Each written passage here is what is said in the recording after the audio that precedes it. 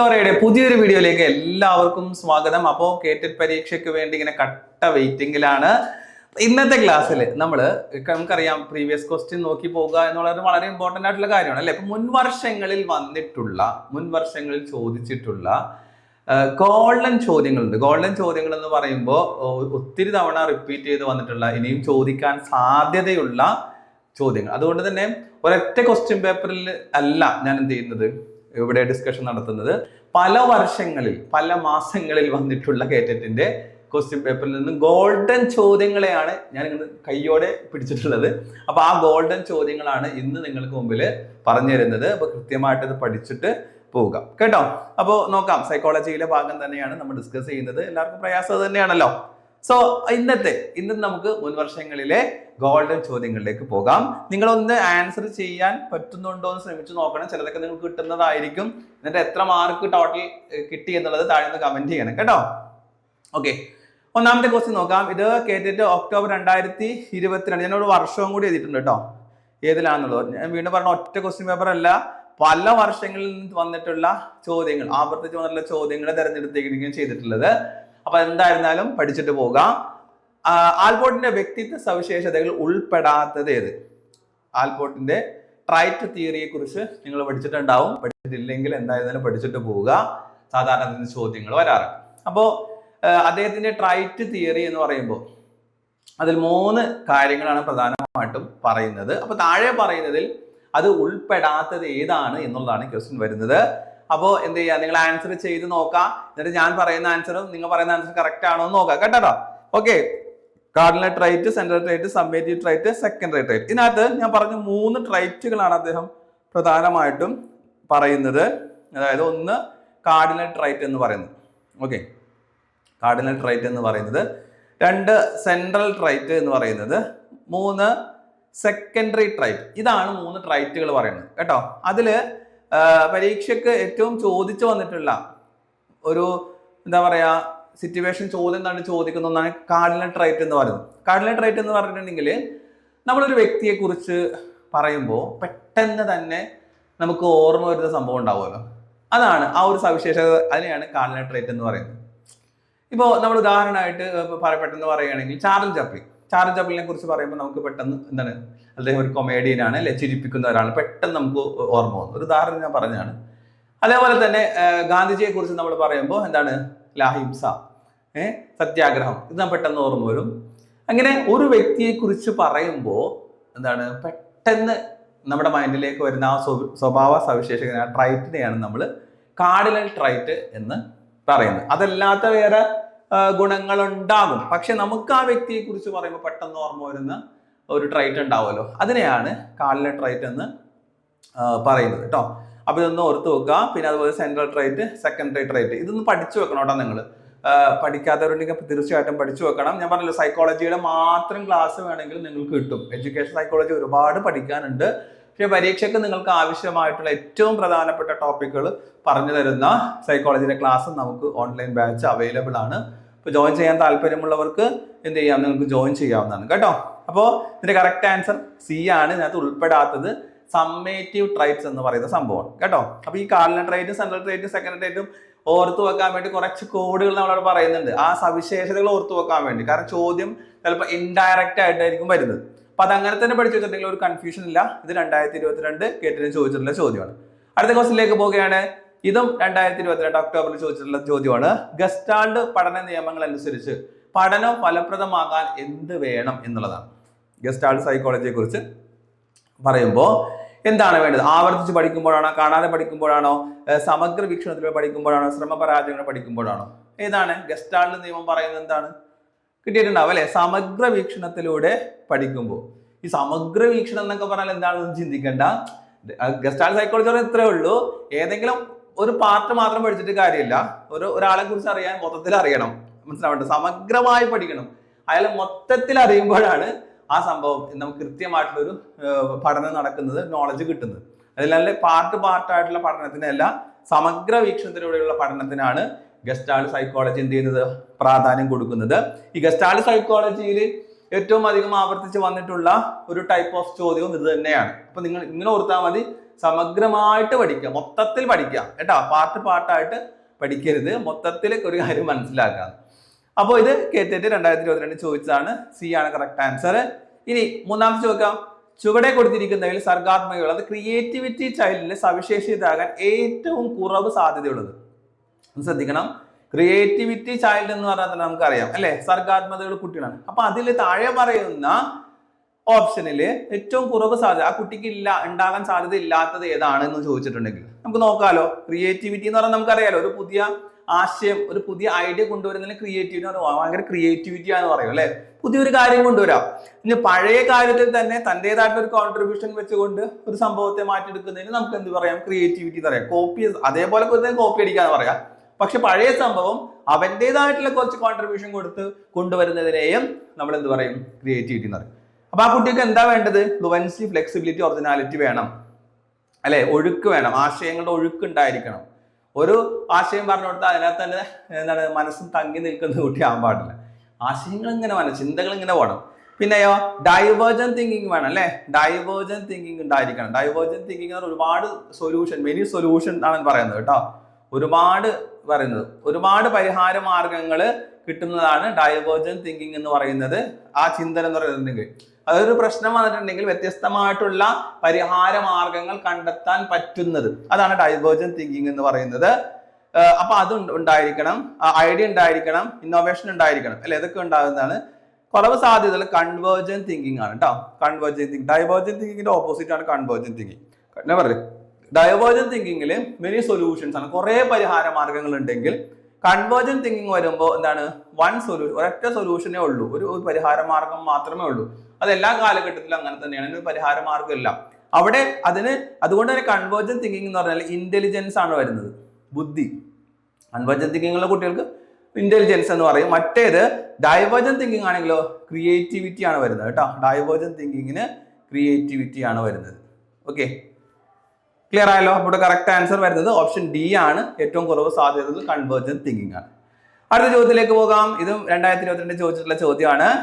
ആൺകുട്ടികളും പെൺകുട്ടികളും പഠിക്കുന്ന ഒരു സ്കൂൾ ലീഡറായി ആൺകുട്ടികളെ മാത്രം തിരഞ്ഞെടുക്കാൻ തീരുമാനിച്ചു. ഇത് എന്തിനെ സൂചിപ്പിക്കുന്നു? ജെൻഡർ എഡ്യൂക്കേഷൻ എന്നുള്ളൊരു ചോദ്യമാണ്. ഇത് വളരെ ഇമ്പോർട്ടന്റ് ആണ്, നിങ്ങൾ പഠിച്ചിട്ടുണ്ടാവുമെന്ന് വിചാരിക്കുകയാണ്. ജെൻഡർ എഡ്യൂക്കേഷനുമായി ബന്ധപ്പെട്ടിട്ടുള്ള കുറച്ച് ടേംസുകളുണ്ട്. Gender equality, gender discrimination, gender equity, gender bias, gender stereotype എന്നൊക്കെ പറയും, ജെൻഡർ പ്രെജുഡിയസ്. ഇതൊക്കെ നമ്മൾ എന്ത് ചെയ്യണം? പഠിച്ചു വെക്കണം. കാരണം ഇത് ചോദ്യങ്ങൾ വരാറുണ്ട്. ഒരു എന്താ പറയാ, നേരത്തെ പറഞ്ഞതുപോലെ ഒരു ഗോൾഡൻ ക്വസ്റ്റ്യൻ ആയിട്ട് നമുക്ക് ഇതിനെ കണക്കാക്കാം. ഇവിടെ എന്താണ്? ആൺകുട്ടികൾക്ക് പ്രാധാന്യം കൊടുക്കുന്നു എന്ന് പറയുമ്പോൾ തന്നെ നമുക്കത് മനസ്സിലാക്കാം ജെൻഡർ ബയാസ് ആണ് അല്ലെ. ഒരു വിഭാഗത്തിന് എന്ത് ചെയ്യുക? പ്രാമുഖ്യം കൊടുക്കുക, പ്രത്യേകിച്ച് ആൺകുട്ടികൾക്ക് പ്രാമുഖ്യം കൊടുക്കുക എന്ന് പറയുന്നതിന് ജെൻഡർ ബയാസ് എന്നാണ് പറയുന്നത് കേട്ടോ. ജെൻഡർ ഇക്വിറ്റി എന്ന് പറഞ്ഞിട്ടുണ്ടെങ്കിൽ എന്താണ്?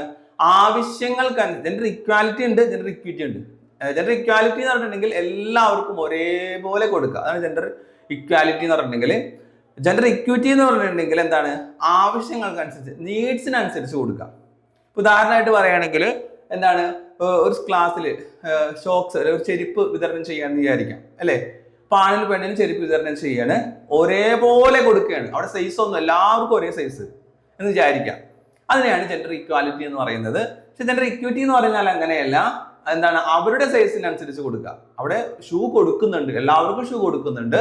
പക്ഷെ ഷൂ കൊടുക്കുമ്പോൾ അവിടെ നീഡ്സ്, അവരുടെ സൈസ് ഏതാണോ അതിനനുസരിച്ച് കൊടുക്കുന്നതിനെ ജെൻഡർ ഇക്വിറ്റി എന്ന് പറയും. മനസ്സിലാവണ്ട? അപ്പോൾ 7 സൈസ് എങ്കിൽ എല്ലാവർക്കും 7 സൈസ് കൊടുക്കുന്നതിനാണ് ജെൻഡർ ഇക്വാലിറ്റി എന്ന് പറയുന്നുണ്ടെങ്കിൽ. പക്ഷെ അതല്ല, ഈ കുട്ടിക്ക് 6 സൈസ്, അപ്പൊ ആ കുട്ടിക്ക് 6 കൊടുക്കുന്നു, ഈ കുട്ടിക്ക് 8 കൊടുക്കുന്നു, ഈ കുട്ടിക്ക് 7 കൊടുക്കുന്നു. അങ്ങനെ വരുമ്പോൾ അതിനെ ജെൻഡർ ഇക്വിറ്റി എന്നാണ് പറയുന്നത് കേട്ടോ. ക്ലിയർ ആയല്ലോ? അപ്പൊ ഇവിടെ ആൻസർ ജെൻഡർ ബയാസ് ആണ് വരുന്നത്. അടുത്ത ക്വസ്റ്റ്യൻ നോക്കാം. ബ്രൂണറുടെ കണ്ടെത്തൽ പഠനം അഥവാ ഡിസ്കവറി ലേണിംഗിന് സമാന്തരമായി ഡേവിഡ് ഓസബൽ മുന്നോട്ട് വയ്ക്കുന്ന പഠന രീതി. അപ്പൊ ഡേവിഡ് ഓസബലിന്റെ പഠന രീതി പഠിച്ചാൽ മതി നമ്മള്. ഡേവിഡ് ഓസബലിന്റെ പഠന രീതി ഏതാണ്? എല്ലാവർക്കും അറിയാം, റിസപ്ഷൻ ലേണിംഗ് അല്ലെ. റിസപ്ഷൻ ലേണിംഗ് എന്നുള്ളതാണ് കറക്റ്റ് ആൻസർ ആയിട്ട് വരുന്നത് കേട്ടോ, ഓസബലിന്റെ. അതുപോലെ അഡ്വാൻസ് ഓർഗനൈസർ, അദ്ദേഹവുമായിട്ട് കണക്ട് ചെയ്ത് നമ്മൾ ഓർക്കേണ്ട ഒരു ടേമാണ് അഡ്വാൻസ് ഓർഗനൈസർ കേട്ടോ. ഓസബലുമായിട്ട് കണക്ട് ചെയ്തിട്ട് ഓർക്കേണ്ടതാണ്. അടുത്തത്, ഇതും 2022 ഒക്ടോബറിൽ ചോദിച്ചിട്ടുള്ളതാണ്. വാചിക ബന്ധപഠനം അഥവാ വെർബൽ അസോസിയേഷൻ ഓഫ് ലേണിംഗ് എന്ന് പറയുന്നതിൽ താഴെ പറയുന്ന ഏത് ശ്രേണിയുമായി ബന്ധപ്പെട്ടത്, ഏത് ഹൈറാർക്കിയുമായിട്ട് ബന്ധപ്പെട്ടതാണ് വെർബൽ അസോസിയേഷൻ എന്ന് പറയുന്നത്? ഡിസ്കവറി ലേണിംഗ്, അതുപോലെ മാസ്ലോ ഹൈറാർക്കി ഓഫ് നീഡ്സ്, ഗാഗിനെ model of learning, none of these. നമുക്കറിയാം എല്ലാവരും കറക്റ്റ് ആയിട്ട് കൃത്യമായിട്ട് ആൻസർ പറഞ്ഞിട്ടുണ്ടാവും. വെർബൽ അസോസിയേഷൻ എന്ന് പറയുന്നത് നമ്മുടെ ഗാഗ്നയുടെ തിയറിയുമായിട്ട് ബന്ധപ്പെട്ട് വരുന്നതാണ്. അപ്പോൾ ഗാഗ്നയുടെ തിയറി എന്ന് പറയുന്നത് ലേണിംഗ് തിയറിയാണ്, പഠന ശ്രേണിയാണ്. അതുപോലെ തന്നെ ഇവിടെ നമ്മുടെ മാസ്ലോയുടെ ഹൈറാർക്കി വരുന്നത് നീഡ്സ് ആണ്, ആവശ്യങ്ങളുടെ ശ്രേണി. ഇദ്ദേഹത്തിന്റെ പഠന ശ്രേണിയാണ് ഗാഗ്നയുടെ എങ്കിൽ മാസ്ലോയുടെ ആവശ്യങ്ങളുടെ ശ്രേണിയാണ്. ഗാഗ്നയുടെ തിയറി പഠിക്കുമ്പോൾ പ്രത്യേകം നിങ്ങൾ ശ്രദ്ധിക്കേണ്ടത്, ചില കുട്ടികൾ എന്ത് ചെയ്യും, ആ ശ്രേണി 8 ശ്രേണി മാത്രം കാണാപ്പാഠം പഠിക്കും. ഓക്കെ, അത് പഴയ ടൈപ്സ് ഓഫ് ക്വസ്റ്റ്യൻ ആണ്. ഇപ്പോഴത്തെ ഒരു ട്രെൻഡ് എന്ന് പറഞ്ഞിട്ടുണ്ടെങ്കിൽ ആ 8 ഇതുണ്ടല്ലോ, ആ 8 സ്റ്റേജിലും വരുന്ന കുട്ടികൾക്ക് വരുന്ന ആ പഠനത്തിലുണ്ടാകുന്ന മാറ്റങ്ങളെ ബേസ് ചെയ്തുകൊണ്ടായിരിക്കും എന്ത് ചെയ്യുന്നത്, ചോദ്യങ്ങൾ കണ്ടുവരാറുള്ളത്. അവിടെ തന്നെ ക്വസ്റ്റ്യനിൽ കൺഫ്യൂഷൻ ഉണ്ടാക്കുന്നതുണ്ട്. അപ്പൊ അതുകൊണ്ട് അത് ആഴത്തിൽ തന്നെ നിങ്ങൾ പഠിച്ചു വെക്കണം, അതിന്റെ ഓർഡറും കറക്റ്റ് ആയിട്ട് പഠിച്ചു വെക്കണം. ദെൻ അടുത്ത ക്വസ്റ്റ്യനിലേക്ക് പോവുകയാണ്. 2ാം ക്ലാസ്സിൽ പഠിക്കുന്ന ആതിര അവളുടെ അമ്മ വീട്ടിൽ ചെയ്യുന്ന പല കാര്യങ്ങളും അനുകരിക്കുന്നു. ഇത് ഏതിനുള്ള ഉദാഹരണമാണ്? ഇത് കേട്ടിട്ട് 2019 ഫെബ്രുവരി ചോദിച്ചിട്ടുള്ള ക്വസ്റ്റ്യൻ ആണ്. അപ്പൊ ഏതാണ്? അനുകരിക്കുന്നു. നമുക്ക് ആൻസറിലേക്ക് എത്താനുള്ള ഒരു പോയിന്റ് ഉണ്ട് അവിടെ, അല്ലെ? ആതിര അനുകരിക്കുന്നു. ഏതായിരിക്കും അനുകരണം എന്ന് പറയുമ്പോൾ? സോഷ്യൽ ഒബ്സർവേഷൻ ലേണിംഗ്, അല്ലെ? ഒബ്സർവേഷൻ ലേണിംഗ് തിയറി നിങ്ങൾ പഠിച്ചിട്ടുണ്ടാവും. ആരുടേതാണ്? ബന്ദൂരയുടെ, അല്ലെ? ബന്ദൂരയുടെ തിയറി നമ്മൾ കോഡ് വെച്ചിട്ട് തന്നെ ചെയ്തിട്ടുണ്ട്. എന്താണ്, പരീക്ഷാ ഭവനിൽ നിന്ന് നമ്മൾ സംസാരിച്ചിട്ടുണ്ട്. കൃത്യമായിട്ട് ആ തിയറി നിങ്ങൾക്ക് ഓർമ്മ ഉണ്ടാവുമെന്ന് ഞാൻ വിചാരിക്കുകയാണ്. അവിടെ correct answer social observation learning തിയറിയാണ് കേട്ടോ. അടുത്ത ക്വസ്റ്റ്യനിലേക്ക് പോകാം. വ്യക്തി വ്യത്യാസങ്ങൾ കാണപ്പെടുന്നത്, ഇതും ഫെബ്രുവരി 2019 ചോദിച്ചിട്ടുള്ളതാണ്. വ്യക്തിത്വ വ്യത്യാസങ്ങളെ കുറിച്ച് കേട്ടോ. ശാരീരിക ഗുണങ്ങളിലാണ് വ്യക്തി വ്യത്യാസങ്ങൾ ഉണ്ടാകുന്നത്, അല്ലെങ്കിൽ കായിക നൈപുണ്യങ്ങൾ മാത്രം, താല്പര്യങ്ങളിൽ മാത്രം.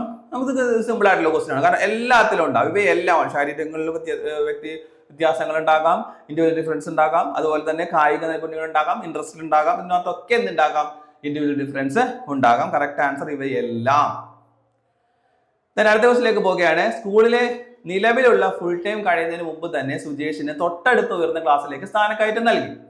സുജേഷ് ഒരു ഡാഷ് കുട്ടിയാണ്. ഇതും 2019 ചോദിച്ചിട്ടുള്ള ക്വസ്റ്റ്യൻ ആണ്. അതായത് സ്കൂൾ നിലവിൽ ഫുൾ ടൈം കഴിയുന്നതിന്, ആ ഒരു അധ്യയന വർഷം കഴിയുന്നതിനേക്കാൾ മുമ്പ് തന്നെ സുജേഷിന് എന്ത് ചെയ്തു, അടുത്ത ക്ലാസ്സിലേക്ക് സ്ഥാനക്കയറ്റം നൽകി. അപ്പൊ ഇതെന്തുകൊണ്ടാണ്? ഇവൻ ഒരു ഗിഫ്റ്റഡ് ചൈൽഡ് ആയതുകൊണ്ട്, അല്ലെ? ഗിഫ്റ്റഡ് ചൈൽഡ് ആയതുകൊണ്ട് അവർക്കാണ് നമ്മൾ ഈ പറഞ്ഞ ഡബിൾ പ്രമോഷൻ ഒക്കെ കൊടുക്കുന്നത് കേട്ടോ. ഡബിൾ പ്രമോഷൻ കൊടുക്കുന്നത് സാധാരണ കുട്ടികളിൽ നിന്ന് വ്യത്യസ്തമായിക്കൊണ്ട് കുറച്ചും കൂടെയൊക്കെ നല്ല ആക്ടിവിറ്റി സംഭവങ്ങളെ കൊടുക്കുന്നത് ഇവർക്കായിരിക്കും. കുറച്ചും കൂടി അവർക്ക് ക്യാച്ച് ചെയ്യാനും അത് പ്രോബ്ലം സോൾവ് ചെയ്യാനൊക്കെ ഉള്ള ഒരു കഴിവുണ്ട്. അപ്പൊ ഗിഫ്റ്റഡ് ചൈൽഡ് ആണ് കറക്റ്റ് ആൻസർ ആയിട്ട് വരുന്നത്. ദെൻ 10ാമത്തെ ക്വസ്റ്റ്യനിലേക്ക് നോക്കാം. ഒരു ദിശയിലേക്ക് മാത്രം ചിന്തിക്കാൻ കഴിയുന്ന റിവേഴ്സിബിലിറ്റി എന്ന സവിശേഷത ബുദ്ധി വികാസത്തിന്റെ അഥവാ കോഗ്നിറ്റീവ് ഡെവലപ്മെന്റിന്റെ ഏത് ഘട്ടത്തിലാണ് വരുന്നത്? 2021 മെയിൽ ചോദിച്ചിട്ടുള്ള ക്വസ്റ്റ്യൻ ആണ്. ഏത് തിയറിയിലാണെന്ന് മനസ്സിലായിട്ടുണ്ടാവും. പിയാഷെയുടെ കോഗ്നിറ്റീവ് ഡെവലപ്മെന്റിലുള്ളതാണ്. പരീക്ഷ ഭവന്റെ ഇഷ്ടപ്പെട്ട ടോപ്പിക്കിൽ അല്ലെങ്കിൽ ഗോൾഡൻ ടോപ്പിക്കിൽ പെട്ടിട്ടുള്ള ഒരു തിയറിയാണ് പിയാഷെയുടെ തിയറി. എപ്പോഴും അതിൽ നിന്നൊരു ചോദ്യം ഉറപ്പായിട്ടും വരാറുണ്ട് കേട്ടോ. അപ്പൊ ഇവിടെ ഏതാണ് കറക്റ്റ് ആൻസർ വരുന്നത്? സെൻസറി മോട്ടോർ സ്റ്റേജിലാണോ ഇറിവേഴ്സിബിലിറ്റി വരുന്നത്? പ്രീ ഓപ്പറേഷൻ സ്റ്റേജിലാണോ, കോൺക്രീറ്റ് ഓപ്പറേഷൻ സ്റ്റേജിലാണോ, ഫോർമുല ഓപ്പറേഷൻ സ്റ്റേജിലാണോ? നിങ്ങൾ പിയാഷെയുടെ തിയറി പഠിക്കുമ്പോൾ ശ്രദ്ധിക്കേണ്ട ഒരു കാര്യം ഞാൻ കഴിഞ്ഞ ക്ലാസ്സിലും പറഞ്ഞായിരുന്നു. ആ സ്റ്റേജ് കറക്റ്റ് ഓർഡർ പഠിക്കുക, സ്റ്റേജ് പഠിക്കുക, ആ സ്റ്റേജിൽ കുട്ടിക്ക് വരുന്ന ഏജ് പഠിക്കുക. ഏറ്റവും പ്രധാനപ്പെട്ട് ആ സ്റ്റേജ്, ഓരോ സ്റ്റേജിലും കുട്ടിക്ക് വരുന്ന കോഗ്നിറ്റീവ് ഡെവലപ്മെന്റ് ചേഞ്ചസ് എന്തൊക്കെയാണ്, മാറ്റങ്ങൾ എന്തൊക്കെയാണെന്ന് പഠിക്കുക കേട്ടോ. ഇവിടെ correct answer pre operational stage ആണ്. ചില കുട്ടികൾ ചിലപ്പോൾ കോൺക്രീറ്റ് ഓപ്പറേഷൻ സ്റ്റേജ് ആൻസർ വിചാരിച്ചിട്ടുണ്ടാകും. നിങ്ങൾ ശ്രദ്ധിക്കേണ്ടത് കോൺക്രീറ്റ് ഓപ്പറേഷണൽ സ്റ്റേജ് ഒരു ദിശയിലേക്ക് മാത്രം ചിന്തിക്കാൻ കഴിയുന്ന ഒരു ഐ ഉണ്ട് കേട്ടോ, റിവേഴ്സിബിലിറ്റി എന്ന് പറയുന്നത്. റിവേഴ്സിബിലിറ്റി എന്ന് പറയുന്നത് ആണ് 2 ദിശ. റിവേഴ്സിബിലിറ്റി എന്ന് പറഞ്ഞാൽ 2 ദിശയും ചിന്തിക്കാൻ പറ്റും. അത് വരുന്നത് കോൺക്രീറ്റ് ഓപ്പറേഷണൽ സ്റ്റേജ്. തിരിച്ചു മറിച്ചും കുട്ടിക്ക് ചിന്തിക്കാൻ പറ്റുന്നത് 2 രൂപത്തിലും ഒരു കുട്ടിക്ക് ചിന്തിക്കാൻ പറ്റുന്നത് 2 രൂപത്തിലും ചിന്തിക്കാൻ പറ്റുന്ന റിവേഴ്സിബിലിറ്റി എന്ന് പറയുന്ന സംഭവം വരുന്നത് കോൺക്രീറ്റ് ഓപ്പറേഷണൽ സ്റ്റേജിലാണ് എങ്കിൽ, ഒരു ദിശയിൽ മാത്രം ചിന്തിക്കാൻ പറ്റുന്നത് അത് അതിന് തൊട്ട് മുമ്പുള്ള സ്റ്റേജിലാണ്. അത് പ്രീ ഓപ്പറേഷണൽ സ്റ്റേജ് ആണ് കേട്ടോ. ഇത് മാറിപ്പോയത്, അയിനെ ശ്രദ്ധിക്കാതെ പോകരുത്. പരീക്ഷാ ഹോളിലൊക്കെയാണ് തലേന്ന് ഇങ്ങനെ പുകയൊക്കെ പോകുന്ന സമയമായിരിക്കും. ഇനി ഈഡിപ്പസ് കോംപ്ലക്സ് എന്ന ആശയം ആദ്യമായി അവതരിപ്പിച്ചത് ആരാണ്? മെയ് 2021 ചോദിച്ചിട്ടുള്ള ചോദ്യമാണ്. ഈഡിപ്പസ് കോംപ്ലക്സ്, അല്ലെ? Electra complex. ആരാണ് ഈഡിപ്പസ് കോംപ്ലക്സ് എന്ന് പറഞ്ഞ ആശയം എന്താണെന്ന് ചോദിച്ചിട്ടുണ്ട്, അല്ലെ? ഇഡിപ്പസ് കോംപ്ലക്സ് എന്ന് പറയുന്നത് സിഗ്മണ്ട് ഫ്രോയിഡിന്റെ ഒരു ടേം ആണ് വരുന്നത്. സിഗ്മണ്ട് ഫ്രോയിഡിന്റെ തിയറി നമ്മൾ കറക്റ്റ് ആയിട്ട് പഠിച്ചു വെക്കണ്ട. സിഗ്മണ്ട് ഫ്രോയിഡ് എന്നാണ് എഴുതിയിരിക്കുന്നത്, ഫ്രോയിഡ് കേട്ടോ. സിഗ്മണ്ട് ഫ്രോയിഡിന്റെ തിയറി നമ്മൾ പഠിച്ചു വെക്കണം. ഇഡിപ്പസ് കോംപ്ലക്സ് എന്ന് പറഞ്ഞിട്ടുണ്ടെങ്കിൽ എന്താണ്, ഈ രണ്ട് കോംപ്ലക്സ് ഉണ്ട്, ഇലക്ട്രാ കോംപ്ലക്സ് ഉണ്ട്, എന്താണ് ഇഡിപ്പസ് കോംപ്ലക്സ് ഉണ്ട്. അതായത് ആൺകുട്ടികൾക്ക് അമ്മയോട് തോന്നുന്ന ഒരു കാമനം, അതിനെയാണ് നമ്മൾ എന്ത് പറയുന്നത്, ഇഡിപ്പസ് കോംപ്ലക്സ് എന്ന് പറയുന്നത് കേട്ടോ. ആൺകുട്ടികൾക്ക്. ഇലക്ട്രാ കോംപ്ലക്സ് എന്ന് പറഞ്ഞിട്ടുണ്ടെങ്കിൽ എന്താണ്, പെൺകുട്ടികൾക്ക് അച്ഛനോട് തോന്നുന്നതാണ് ഇലക്ട്രാ കോംപ്ലക്സ് തോന്നുന്നത്. അച്ഛനോട് തോന്നുന്ന ഒരു സ്നേഹം, അതിനെയാണ് നമ്മൾ എന്ത് പറയാ, ഇലക്ട്രാ കോംപ്ലക്സ് എന്ന് പറയുന്നത്. ഇത് ആൺകുട്ടികൾക്ക് അമ്മയോട് തോന്നുന്നത്. ഓക്കെ, അത് സിഗ്മണ്ട് ഫ്രോയിഡ് ഉപയോഗിച്ചിട്ടുള്ള രണ്ട് ടേംസ് ആണ്, ഓർത്തു വെക്കുക. 12ാമത്തെ ചോദ്യം, ഒരു പാഠഭാഗം പരിചയപ്പെടുത്തുമ്പോൾ ഒരു അധ്യാപിക പ്രധാനമായി ശ്രദ്ധിക്കേണ്ട വസ്തുതകൾ ഏതാണ്? 2018 ഫെബ്രുവരി ചോദിച്ചിട്ടുള്ള ചോദ്യമാണ്. ഒരു പാഠഭാഗം അവതരിപ്പിക്കുമ്പോൾ എന്താണ് ആദ്യം ശ്രദ്ധിക്കേണ്ടത്? പാഠഭാഗത്തിന്റെ ആസൂത്രണമാണോ, പഠനനില ബോധ്യപ്പെടുത്തലാണോ, കുട്ടികളുടെ അഭിപ്രായം ഉണ്ടാക്കലാണോ, പഠനോപകരണം തിരഞ്ഞെടുക്കലാണോ? ഉറപ്പായിട്ടും കുട്ടികൾക്കല്ലേ പഠിപ്പിച്ചു കൊടുക്കണത്. സ്വാഭാവികമായിട്ടും അവരിലൊരു അഭിപ്രായം, അവരിലൊരു മോട്ടിവേഷൻ ഉണ്ടാകണം, അവർക്ക് താല്പര്യം ഉണ്ടാവണം. അതുണ്ടെങ്കിൽ മാത്രമാണ് എന്ത് കാര്യം ചെയ്തിട്ടുള്ള കാര്യമുള്ളൂ. അതുകൊണ്ടാണ് നമ്മൾ മറ്റേ ലോ ഓഫ് റെഡിനെസ് ഒക്കെ പഠിച്ചത് അല്ലേ. തോണ്ടേക്കിന്റെ തിയറി പറഞ്ഞപ്പോൾ തന്നെ ലോ ഓഫ് റെഡിനെസ് എന്നുള്ള ലോസ് പഠിച്ചത്. കുട്ടികൾ തയ്യാറാവണ്ടേ? അപ്പൊ നമ്മൾ എന്ത് ചെയ്യണം, അവരിൽ മോട്ടിവേഷൻ ഉണ്ടാക്കണം. ഇവിടെ കറക്റ്റ് വരുന്നത് ഓപ്ഷൻ സി ആണ്, കുട്ടികളിൽ അഭിപ്രേരണ ഉണ്ടാക്കൽ കേട്ടോ. ദെൻ കുട്ടികളിൽ നല്ല ശീലം രൂപപ്പെടുത്താൻ ഉപയോഗിക്കാവുന്ന അടിസ്ഥാന സിദ്ധാന്തം അറിയപ്പെടുന്നത്, നല്ല ശീലം ഏതാണ്? ഓപ്പറന്റ് കണ്ടീഷനിങ് ആണോ, ക്ലാസിക്കൽ കണ്ടീഷനിങ് ആണോ, സോഷ്യൽ ലേണിംഗ് ആണ്, ഗസ്റ്റാൾട്ട് ലേണിംഗ് ആണ്? അറിയാം, കറക്റ്റ് ആൻസർ ഓപ്പറന്റ് കണ്ടീഷനിങ് ആണ് അല്ലെ. റിവാർഡും അതുപോലെ റീഇൻഫോഴ്സ്മെന്റും കൊടുത്തിട്ട് കുട്ടികളിൽ എന്ത് ചെയ്യുന്നു, നല്ല നല്ല ശീലങ്ങൾ നമ്മൾ ഉണ്ടാക്കിയെടുക്കുന്നു. ഓപ്പറന്റ് കണ്ടീഷനിങ് ആണ്. ക്ലിയർ ആണല്ലോ. ദെൻ 2018 തന്നെ ചോദിച്ച അടുത്തൊരു ക്വസ്റ്റ്യൻ, ദീർഘകാലത്തെ രോഗാവസ്ഥ മൂലമുള്ള പരീക്ഷയിൽ താൻ പരാജയപ്പെട്ടത് എന്ന് ന്യായീകരിക്കുന്ന ഒരു വിദ്യാർത്ഥി ഉപയോഗിക്കുന്ന പ്രതിരോധ തന്ത്രം എന്താണ്? അതായത് ദീർഘകാല അസുഖം കൊണ്ടാണ് താൻ പരീക്ഷയിൽ പരാജയപ്പെട്ടത് എന്ന് ന്യായീകരിക്കുകയാണ്. സംഭവം മനസ്സുകൊണ്ട്, അതുകൊണ്ട് കുറെ ക്ലാസ്സിലൊന്നും പോകാൻ പറ്റിയിട്ടില്ല, പക്ഷെ വേണമെങ്കിൽ കുറച്ചൊക്കെ പഠിക്കാമായിരുന്നു, പക്ഷെ അവൻ പഠിച്ചില്ല. എന്നിട്ട് അവൻ എന്ത് പറയണത്, അത് അസുഖമായത് കൊണ്ടാണെന്ന് ന്യായീകരിക്കുന്ന അവസ്ഥയ്ക്ക് പറയുന്ന പേരെന്താണ്? പ്രൊജക്ഷൻ ആണോ, റാഷണലൈസേഷൻ ആണോ, കോമ്പൻസേഷൻ ആണോ, ഐഡന്റിഫിക്കേഷൻ ആണോ? ഇത് ഡിഫൻസ് മെക്കാനിസം ആണ്. ഗോൾഡൻ ടോപ്പിക്കിലെ പ്രധാനപ്പെട്ടതാണ്. അത് ഗോൾഡൻ ക്വസ്റ്റ്യനിൽ പെട്ടതാണ്. ഇനിയും പലപ്പോഴും ചോദിക്കാവും സാധ്യതയുള്ള ചോദ്യമാണ്. 2019 ഫെബ്രുവരിയിൽ വന്നിട്ടുള്ളതാണ്. കറക്റ്റ് ആൻസർ റാഷണലൈസേഷൻ ആണ് കേട്ടോ. ഒരാളെ ഒരു സംഭവത്തെ ന്യായീകരിച്ച് പറയലാണ് എന്താ റാഷണലൈസേഷൻ എന്ന് പറയുന്നത് അല്ലെ. കിട്ടാത്ത മുന്തിരി പുളിക്കെന്ന് പറയില്ലേ. പ്രൊജക്ഷൻ എന്ന് പറഞ്ഞാൽ ഒരാളെ കുറ്റപ്പെടുത്തി പറയുക, തന്റെ തെറ്റും കുറവ് വേറെ ആളിലേക്ക് കുറ്റപ്പെടുത്തി ആരോപിച്ച് പറയുക. കോമ്പൻസേഷൻ എന്ന് പറഞ്ഞാൽ ഒരു മേഖലയിൽ പറ്റാത്ത സംഭവം വേറൊരു മേഖലയിൽ എന്ത് ചെയ്യുന്നു, അവൻ കൊണ്ടുവരുന്നതിനാണ് കോമ്പൻസേഷൻ എന്ന് പറഞ്ഞാൽ. ഐഡന്റിഫിക്കേഷൻ എന്ന് പറഞ്ഞാൽ തനിക്ക് നേടാൻ പറ്റാത്ത ഒരു സംഭവം വേറൊരാൾ നേടിക്കഴിയുമ്പോൾ അതിൽ എന്ത് ചെയ്യുന്നു, സന്തോഷിക്കുന്നു.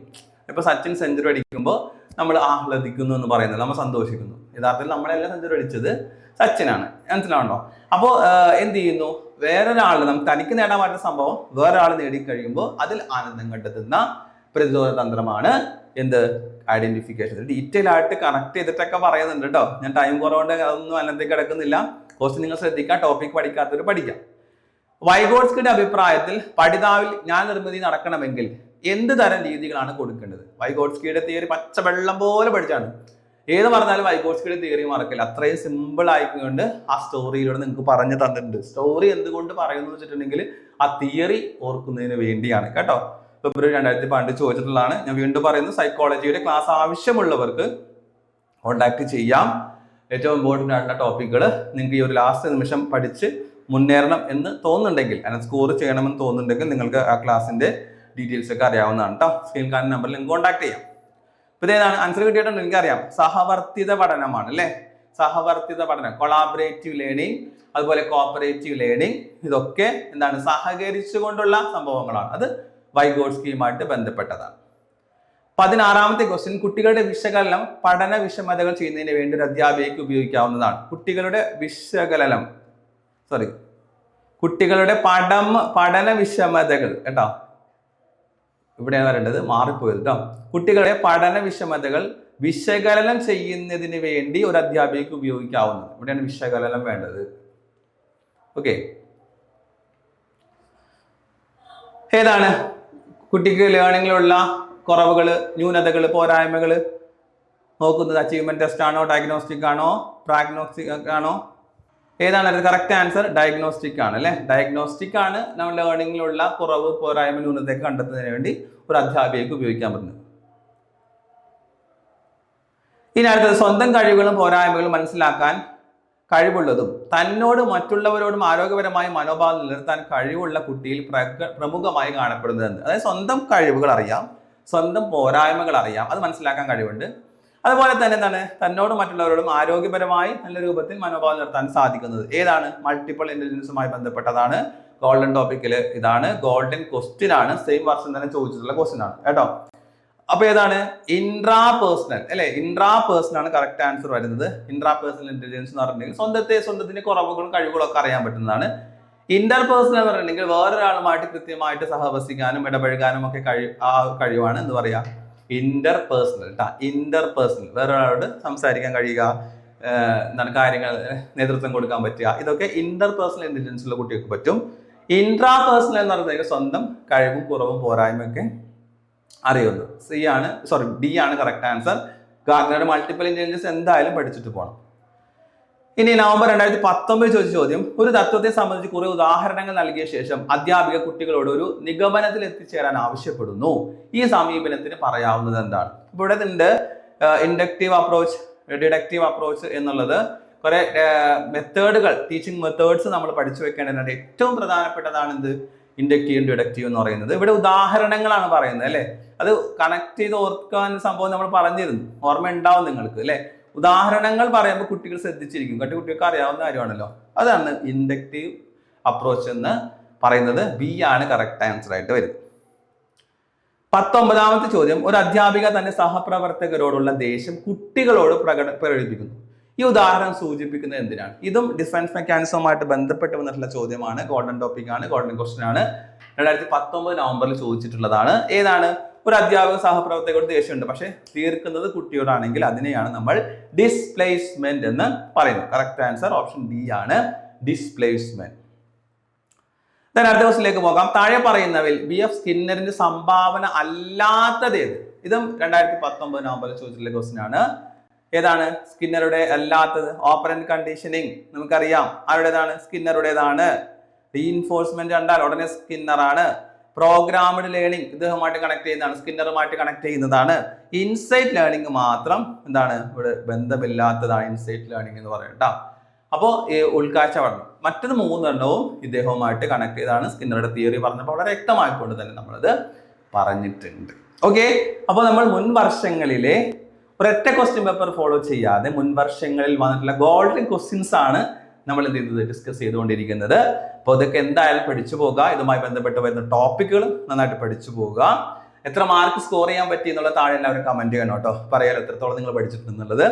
സോ ഇന്നത്തെ ക്ലാസ് നിങ്ങൾക്ക് യൂസ്ഫുൾ ആയെന്ന് വിചാരിക്കുകയാണ്. അപ്പോൾ ഇതിന്റെ തുടർച്ചയായിട്ട് അടുത്ത ദിവസങ്ങളിൽ ക്ലാസ്സുകൾ നമ്മൾ ഇടുന്നതായിരിക്കും. നിങ്ങൾ കമന്റ് അറിയിക്കുക. നിങ്ങൾക്ക് കേട്ടിട്ട് പരീക്ഷ എഴുതുന്ന കുട്ടികൾക്ക് കൂടി നിങ്ങൾ എന്ത് ചെയ്യുക, ഇത് ഷെയർ ചെയ്ത് കൊടുക്കുക. എല്ലാവർക്കും ഉപകാരപ്പെടട്ടെ, എല്ലാവരും കേട്ടിട്ട് പാസ്സാകട്ടെ കേട്ടോ. സോ ഇന്നത്തെ ക്ലാസ് നിങ്ങൾക്ക് ഉപകാരപ്പെട്ടു എന്ന് വിശ്വസിച്ചാൽ വൈൻഡപ്പ് ചെയ്യാണ്. അടുത്ത ദിവസം പുതിയൊരു ക്ലാസ്സുമായിട്ട് നമുക്ക് വീണ്ടും കാണാം. അതുവരെ എല്ലാവർക്കും ബൈ ബൈ.